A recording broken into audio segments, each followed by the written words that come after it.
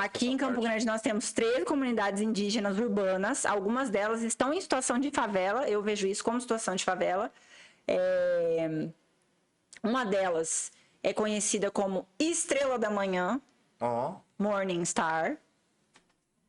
E eles viveram mais de 10 anos morando em cima de várias fossas sépticas. Eles não tinham condições sanitárias nem autorização para estarem ali. E eram famílias inteiras. Eram idosos, crianças. Entende? Há pouco tempo eles ganharam um terreno lá no Serraville. Lá no Cafundó. Não Alphaville, cara. Cafundó. Pega o Jardim Noroeste. Vai. Passa o presídio. Gente, passa o presídio. Ou seja, o presídio se constrói na margem, né, da sociedade, para lá da periferia. Passa o presídio de Campo Grande. Você chega lá. Somente 17. Eles eram, sei lá, 69 famílias.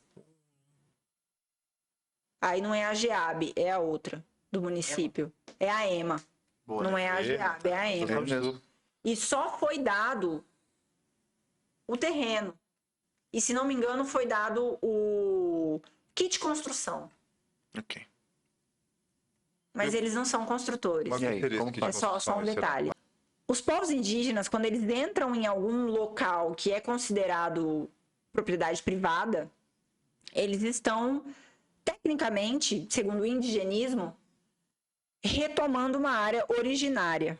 Sim. Isso, Constituição Federal, artigo 231.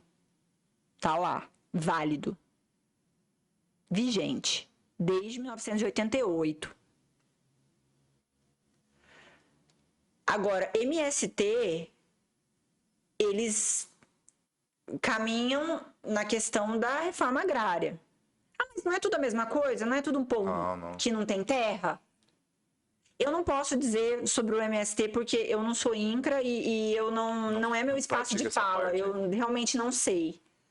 Mas, quanto aos indígenas, eu desconheço alguma comunidade que tenha retomado uma área, uma fazenda, vou falar assim para as pessoas entenderem, que tenham erroneamente sendo dita por pessoas que não conhecem o indigenismo, invadindo fazendas. Na verdade, eles estão retomando áreas originárias, que essas terras estejam sob pretensão indígena e que não sejam indígena depois que todos os estudos de todas as leis, de toda a identificação, delimitação, homologação, regularização, porque é uma pá de coisa, administrativa inclusive. Existem indígenas urbanos, ou seja, que estão em situação de cidade. Aonde eles moram são aglomerados urbanos indígenas, não são terras indígenas, ok? Igual o pessoal ali perto do Tiradentes. Marçal de Souza é uma delas. Ok, boto fé. Tá, tô localizado aqui. É a primeira aldeia urbana do Brasil, gente. Marçal de Souza. Legal. Eu também não sabia, não. Só sabia que existia. Ramírez. Tamo junto. E aí? Ali é preponderantemente terena, mas não precisa entrar em detalhes. Enfim, são aglomerados indígenas, não são terras indígenas, são aglomerados indígenas urbanos. Então, eles lutam por moradia. É uma luta constitucional por moradia, por condições dignas de morada. Ok? Não são atendidos pela FUNAI porque são um coletivo de pessoas que são indígenas, de origem indígena. Mas não são atendidos, por exemplo, pela SESAI, que é a Secretaria de Saúde Indígena, que exige-se uma competência territorial federal. Aí eu puxo para te dizer que terras indígenas, obrigatoriamente rurais, pela Constituição Federal também, são terras da União. Elas não podem ser vendidas, nem arrendadas. Então não tem como o indígena vender. Ele vende o barraco dele lá dentro da terra indígena para outro indígena, se quiser. É o barraco dele. A terra em si? A terra em si não. A terra não se vende. Isso também está no Código Civil, se não me engano. Não é na Constituição, não. Está no Código Civil. E aqui na cidade é só a luta por moradia. Para um indígena vir para a cidade, ele sempre está procurando melhores condições de vida.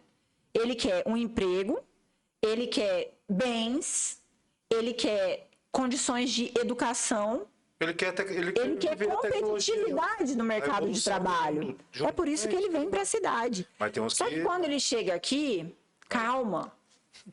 Quando ele chega aqui, ele encontra uma série de dificuldades de uma pessoa pobre que vive na periferia. Infelizmente. A vida é dura, cara. E o pior, muitas vezes não tem documento. Ou seja, são autônomos, vivem no subemprego, não tem registro em carteira, não tem direito a nada. Só se ferram. Muitas vezes trabalham em situações análogas à escravidão. São invisibilizados. O alcoolismo, ele é um problema de saúde mental, sabia? Saúde pública. Não existem só indígenas que são alcoólatras. Não, com certeza. Alcoolistas é o nome que se dá na parte de assistência social. Existem não indígenas também, muitos. Não, isso aí com certeza. Que são dependentes de álcool e outras drogas. Sim. Por que o indígena se envolve mais? Primeiro porque é uma estigmatização muito ruim da história do Brasil, pejorativa, inclusive. Que isso passa de pai para filho, infelizmente. Segundo, que é um povo muito sofrido, hoje em dia. É um povo muito pobre. O que os negros passaram com a escravidão no Brasil, os indígenas ainda estão passando agora, em termos de conquistas de direitos. Entendi. Nem pela sua própria terra. Você não vê ninguém brigando na justiça por uma terra de quilombo. Verdade. Mas você vê uma série de questões judiciais, carnes de pescoço, que não se resolvem, como é o caso de Sidrolândia, terra indígena Buriti, fazenda 3R, Ricardo Baixa. Ricardo Baixa, que não se resolve. Inclusive, que já morreu um indígena, Osiel Gabriel. Em confronto? Em confronto. Em uma ação da Polícia Federal, em que eu estava, de reintegração de posse. Nísio Gomes, em Aral Moreira, Churite Lopes, em Coronel Sapucaia, 2 professores, Rolindo e Rolando, se não me engano, em Ipoí, lá em Paranhos, muitos. Marçal de Souza, em Nhanderu, Marangatu, em Antônio João. Direto, os caras estão matando os índios, então? Isso é histórico. Isso, há décadas isso acontece. Aliás, há mais de 500 anos isso acontece, Rafael.